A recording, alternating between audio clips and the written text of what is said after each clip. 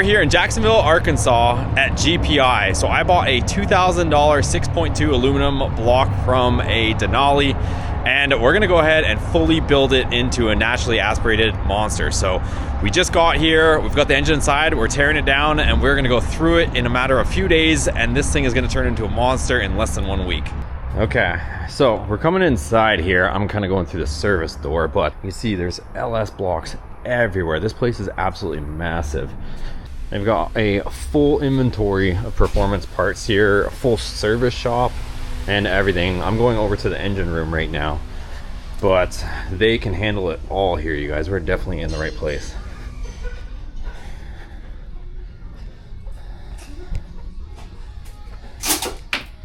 Oh, there we go. John's ripping off the head.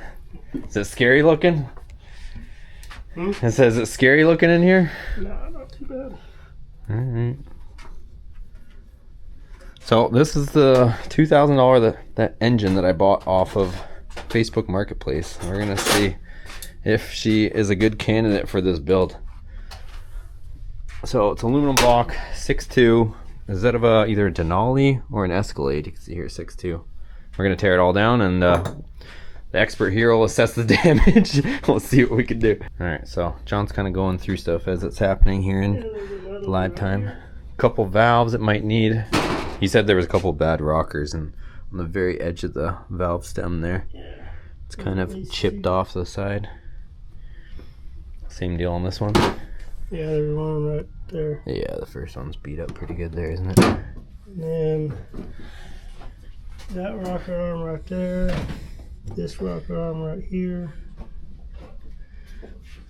I gotta clean them first. But do we normally reuse these rockers though, or normally we're gonna put trunnions in them? Oh, okay, but you actually keep the arm. We press all this out, but I was gonna take these and put them in the cleaner. But okay.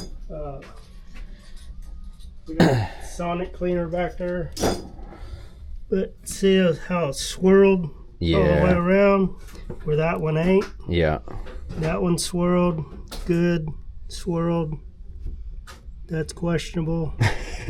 You might need to put new rocker arms on this thing. Okay. There she goes.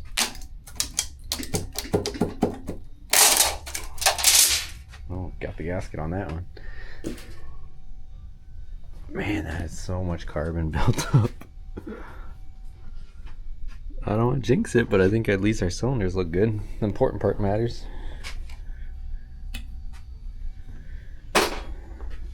So that kind of sludge built up or carbon, you think is kind of normal, or somebody just didn't change the oil on this thing? This is normal. Yeah, not and then in all here. The sludge in the motor, that's after, depending on the oil they use. Yeah. And how well they change your oil. I don't think these people are very good at changing the oil, whoever had this thing. All right, we're down to the last couple lifters. We might be successful on those. Yep. All right, so all lifters are intact. We're good there. Into the garbage pile she goes.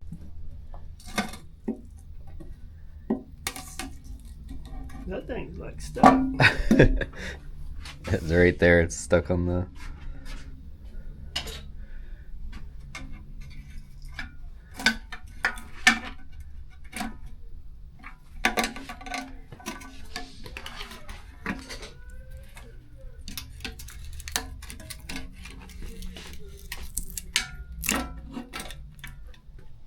Wasn't just gonna fall off of there, was it? Judging by the amount of oil that's on the bottom, you're surprised it's on there that good.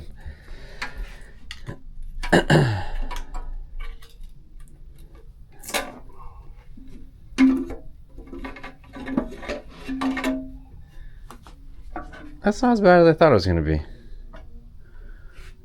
No, not too bad. No. I don't see any junk in the screen there, so hopefully that's at least a good sign. Alright, there's how she looks underneath. It's not bad under here. Or at least, John, you think it's okay? You think it looks okay? Yeah. Yeah. A little bit of sludge and buildup, but hopefully she'll clean up a bit. Front cover's off, so there's our oil pump and all that, but keep cleaning it. All right, so far what are we thinking, John? We got We're looking okay on the rod bearings. Yeah, that looks good so far. Aaron, what do you think? Huh? What do you think? Oh, I think it's lovely. It's lovely. I don't know about lovely. That thing had a ton of miles on it. She's pretty nasty. Yeah, so I'm glad we ordered some pistons because ringlands are going to have some slop in them. I mean, skirts look fine. Yeah. So far, everything looks good. I was asking him, how much do you think some of the stuff will clean up if we put in whatever parts washer or whatever else? Yeah. Yeah, it's like nice. We'll put the block in the ultrasonic cleaner back here. It'll come out looking a lot better. Heck yeah. He'll dump it in the big the big parts washer first, get the big grid off of it, and we can dump it in that ultrasonic back here. Make it look good. All right. John said the first one's a little trashy. Quote, not too bad, not too bad, not too bad. Not too bad. Not too bad. So this is the first one. But salvageable, right? Nothing too bad? Trash. Okay. So what do we do? Just polish the crank a little bit? Yeah, we'll polish it out. Cool. Well, I think we might have... We haven't checked cylinder walls or anything like that yet, right? That might be the last factor. See if the cylinder walls are all nice. Let me get this thing out of here. Pop that out. That wash tank will wake you up, man. Smell out of that thing. Whew. All right. So you're happy with all the boards then? Yeah. All right. Yeah, clean up. I think we got a good block, surprisingly. Even though she looks nasty. We got Aaron over here using this fancy machine to take our retainers out. See what we got for valves. I think we're gonna have to replace a couple valves, so check it out in a second. All right, so I'm moving this one over. Yeah, just move it over top of the valve. Get it centered up over it. Snug it down gently, and then just push the handle down until it makes it loose. And then you pull the keepers out with a magnet. Magnet of your choice. Good, man. You're natural. Nice tool, man. Yeah. Makes life better. Heck yeah.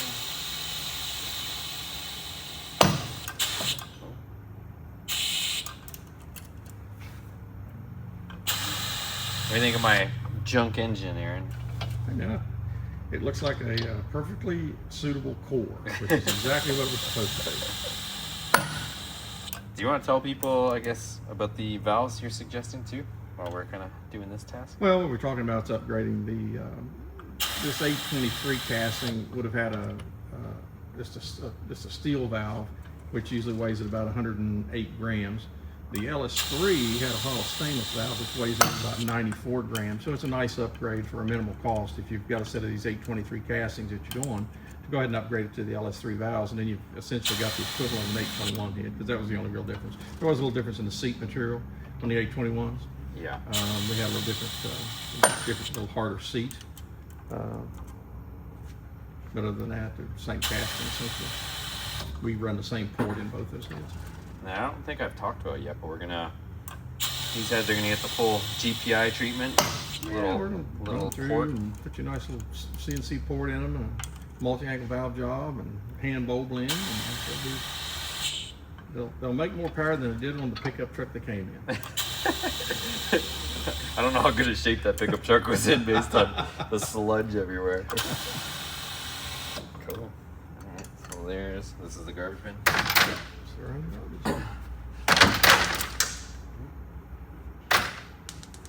Who's dropping all this? Just a retainer.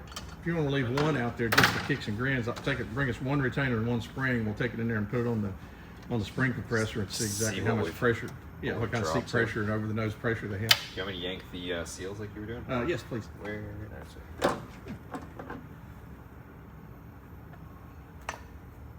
You're checking on in here. Yeah. And you said the guide seemed okay, at least in the other head. Yeah, right? no, the other head looked real good. Of course, we'll take a guide mic and actually measure them, and we'll put a run out gauge on all the valves, check run out on all the valves, check the guide clearances, and make sure all that stuff's in spec. We actually found something. I don't know if we talked about it, but the what were you saying of why it maybe had so it had new cam bearings in it? It looked like that engine had a set of cam bearings. It had narrow cam bearings with a VVT camshaft, which normally those, because they have that big oil groove on the #2 cam bearing journal, they have a wider bearing than those, and all the later model stuff went to a wider bearing, and that engine, for some reason, had a narrow bearing with a small hole, which was unusual, which left him very little surface area on that #2 cam journal. How do you feel? I'm over here acting like I'm you, but I don't feel any excessive play. I don't have the experience hands. Your arm, that you your have, but- arm micrometer says probably about 1.5 thou. We'll get a little more precise. Yeah. And if it has no wear, it's going to be about 313. So you're checking the Yeah, I'm just the width of it right now. Yeah. Mine is measuring about 314. 313 is 8 millimeters. Mm-hmm. Anyway, take that setting.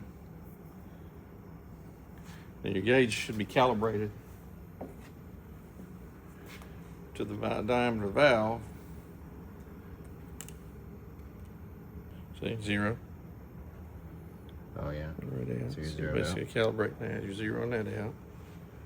So that goes in where the valve was. And go on the other side where the gauge is at. About 1.5. How much clearance did you want again? Let me get that.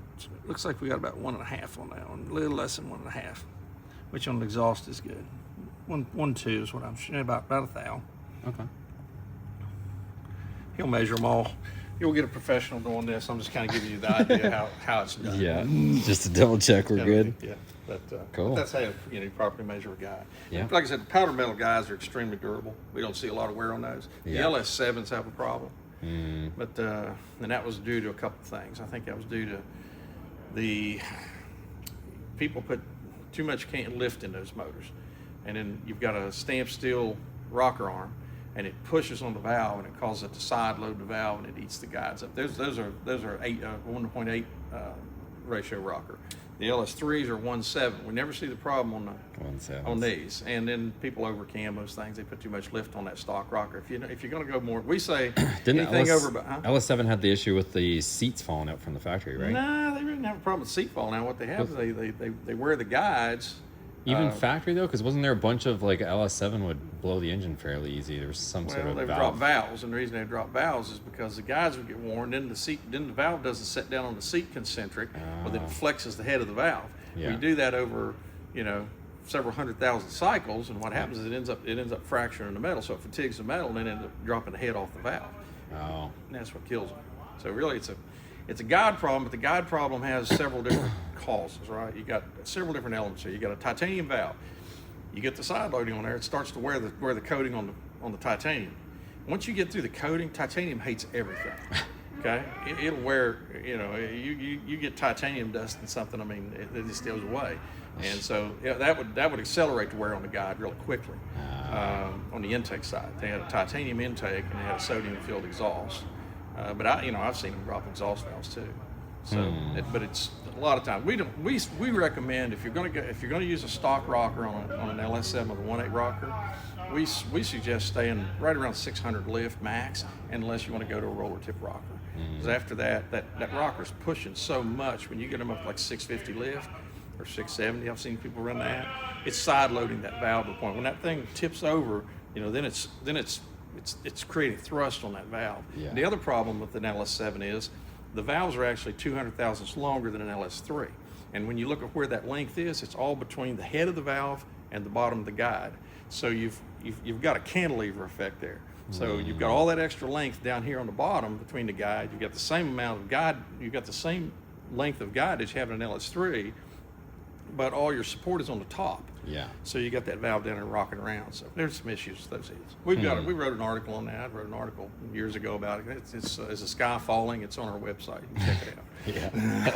I'll have to link it. LS7 valve train is the Sky Falling. I think that's what I named it. Okay. And I went through all the details of what's kind of some of the cause and effect on that. Okay, cool. Yep. At 85 pounds. Testing the worn out valve springs. What do you think? What's the verdict? About 90 pounds on the seat. It's actually not too far off factory spec. Usually about 90 pounds at 1/800 is about where that's run. Okay. Now the spring we put on it it'll be a dual titanium retainer, and it'll be about 155 on the seat and probably 425 over the nose, and 650 lift or 648 I think is what our lift is. Okay. So just kind of fun to see how much the springs have faded in 130,000 miles or something. And, you know, hey, GM builds some pretty good parts, or they have some parts. GM have some pretty good parts built for them, don't they? My crappy engine continues to impress. Oh, I haven't showed them this, though. I don't know if he already popped them out. The bearings. So he was pointing this out. I can't remember if it was John or Aaron that found it, but the cam bearing is, what do you call it, a narrow bearing. Yeah, normally the later model engines with the VVT, because you have this journal. See, this is number 2.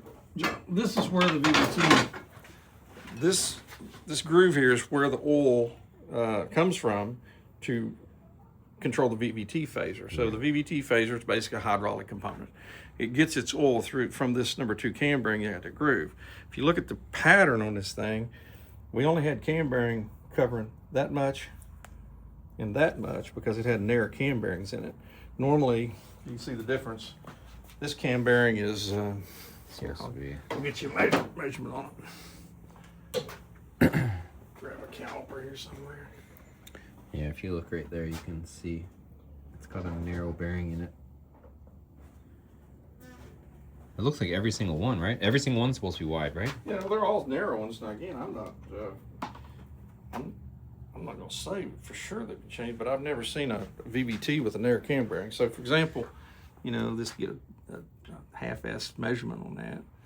See, these cam bearings are 613 thousandths wide. The later model cam bearings for VVT, you know, are probably 125 thousandths wider. Let's just see here for kicks and grins. Yeah, 750 wide, so okay. 3/4 of an inch wide versus basically 5/8 of an inch wide. So you got more surface area on the bearing. They also have a different size oil hole. Yeah.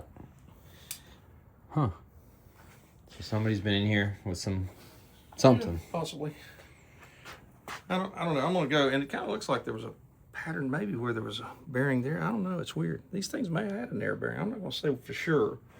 John seems to think that's not right, but I don't want to throw something out there that's going to be completely inaccurate. But normally the VVT motors have the wider bearing with a larger oil hole.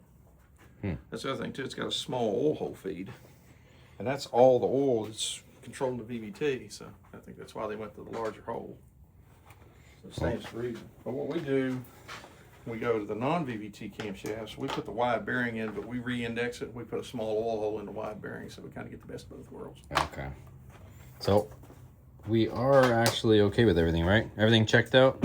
Yeah. All our bores look okay. We are gonna overbore these. What you say, 5 thou?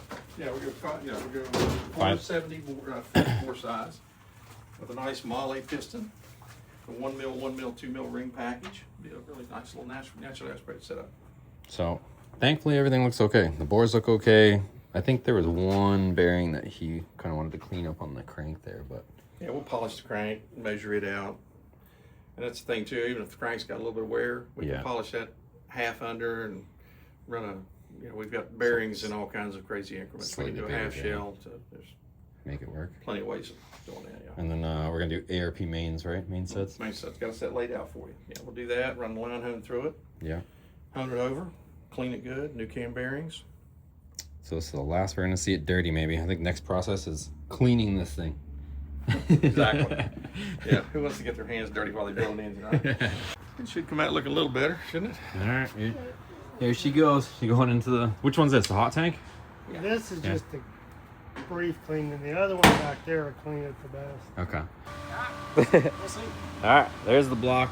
She's one stage cleaner, and then we're gonna go to the ultrasonic cleaner next. Down goes the block. All right. What's the plan? Day 2. We are down at Koontz Machine Shop, and that's my block. So that's what it looks like after it kind of got all cleaned up.